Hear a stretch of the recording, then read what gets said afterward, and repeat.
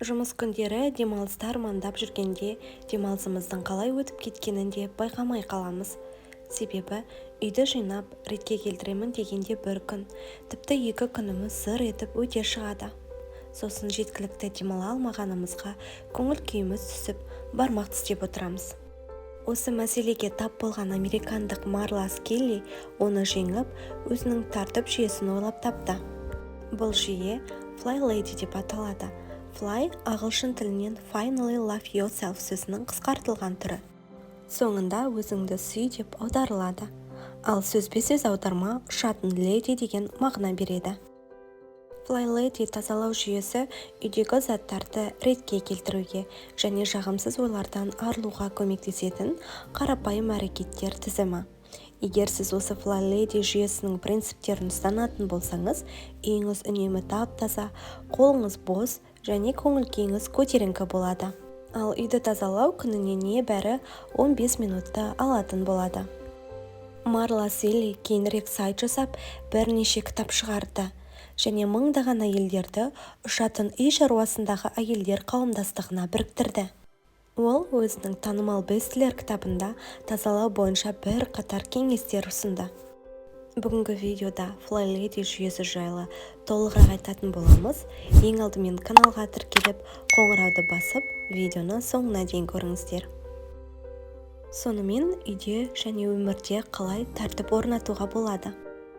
Бұл үшін демалыс күнін толығымен үй шаруасын жасаумен өткізбей, тазалау жұмыстарын апта бойы біртіндеп кесте бойынша жүргізу қажет. Бірінші қадам үйді зоналарға бөліңіз. Мысалы, бірінші ас үй, екінші жуынатын бөлме және кіреберіс, үшінші жатын бөлме, төртінші балалар бөлмесі, бесінші қонақ бөлме. Осылайша үйіңізді толықтай қамтып шығатындай зоналарға бөліп алыңыз. Екінші қадам тазалау тәртібін жоспарлаңыз. Ештеңені ұмытпау үшін әр зонаға бір аптаға арналған істер тізімін жазыңыз. Мысалы, бірінші зона ас үй болса, бірінші күні ас үй шкафтарының іші сыртын сөрелерді сүртіп шығыңыз. Екінші күні ас құралдарын, шайнекті тазалаңыз. Үшінші микротолқынды пешті жуыңыз. Төртінші күні тоңазытқышты артық өнімдерден тазалаңыз. Осылай ас үйде істелу керек істердің барлығын тізіп жазып шығыңыз. Үшінші қадам кішкентай қадамдар ережесін орындаңыз. Бір апта ішінде немесе дүйсенбі мен жұма күндері аралығында күн сайын бір зонаны мұқият тазалап шығыңыз. Бұл мүмкін емес сияқты көрінуі мүмкін, алайда таймерді белгілеп қою ширақ қозғалып, уақытты мейлінше тиімді пайдалануға үйретеді. Төртінші қадам ыстық нүктелерді анықтаңыз. Үйдегі кейбір жерлер қоқысты өзіне тартады.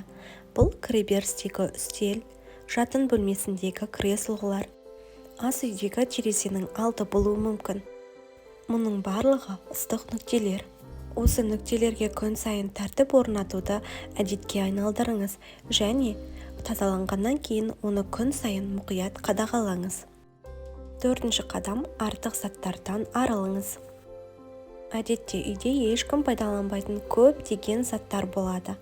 Марлас Келли өзіңізге қуаныш әкелетін, шын мәнінде пайдаланатын нәрсені ғана қалдыруды ұсынады. Қалғанның бәрі қоқыс жәшігіне немесе қайырымдылыққа кетеді. Тіпті қажет емес заттардан арылу үшін арнайы әдісі бар. Әдіс бойынша сіз таймерді 15 минутқа қойып, үйді аралап көп ойланбай 27 қажет емес заттарды жинап құтылыңыз. Алтыншы қадам жалпы тәртіпті сақтау үшін аптасына 1 сағат арнаңыз. Осы 1 сағатта сіз пәтердегі едендерді тез жууға, төсек орындарды ауыстыруға, шаңды сүртуге, өсімдіктерді суаруға уақыт арнай аласыз. Міне осылайша күнделікті 15 минуттық жүйенің арқасында үйіңіз тап-таза болады, ал демалыс күнін тынығып, хоббимен айналысуға және дәмді тағамдар дайындауға уақыт таба аласыз. Бүгінгі Fly Lady жүйесі қызықты болды деген ойдамын.